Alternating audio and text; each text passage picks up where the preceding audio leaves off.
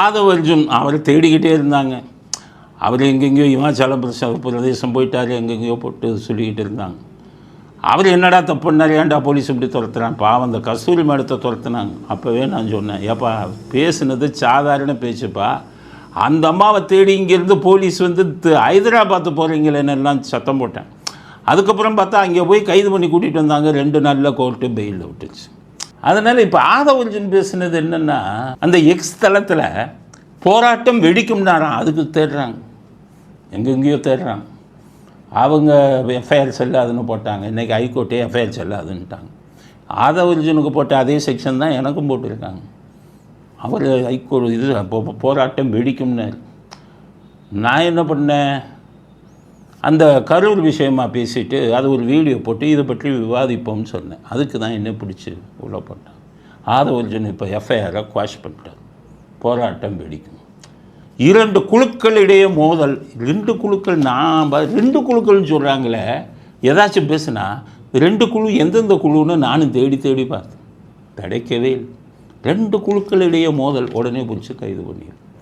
கைது பண்ணும்போது என்ன பண்ணுறது, மேஜிஸ்ட்ரேட்டை பயமுறுத்துறதுக்கு அங்கே கொண்டு போய் அந்த உயர் அதிகாரி, காவல்துறை அதிகாரி வந்து கோர்ட்டில் உட்காந்துக்கிறாரு. மேஜிஸ்ட்ரேட் அவரை பார்த்தோன்னே பயப்படணுன்னு இப்படி தான் அரெஸ்ட் பண்ணுறாங்க. உங்கள் எஃப்ஐஆரை குவாஷ் பண்ணலையா சார்னு கேட்குறாங்க நிறைய. அது நிறைய வேலைகள் இருக்குது. எஃப்ஐஆர் குவாஷுக்கு அப்புறமும் நிறைய வேலை இருக்குது. ஒன்றொன்றாக சட்ட போராட்டம் தொடரும் அப்படிங்கிறத ஆதவ் அர்ஜுன் அவர்களுக்கு, ஆதவ் அர்ஜுன் மேலே எங்களுக்கு முழு நம்பிக்கை இல்லை.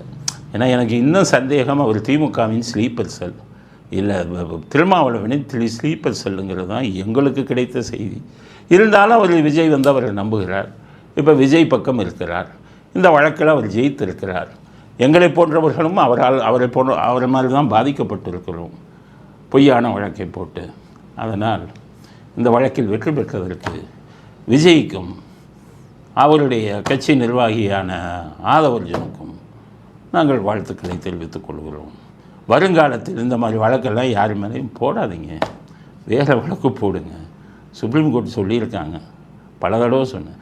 அரசியல் விமர்சனங்களுக்கெல்லாம் நீங்கள் கைதே பண்ணக்கூடாது. அரசியல்வாதிகள் உங்களுக்கு திட்ட மாட்டாங்களா? திட்டமான எம்ஜிஆர் வந்து கருணாநிதி ஒரு மலையாளின்னு சொல்லி அரெஸ்ட் பண்ணி உள்ளே போட்டுருக்க முடியுமா?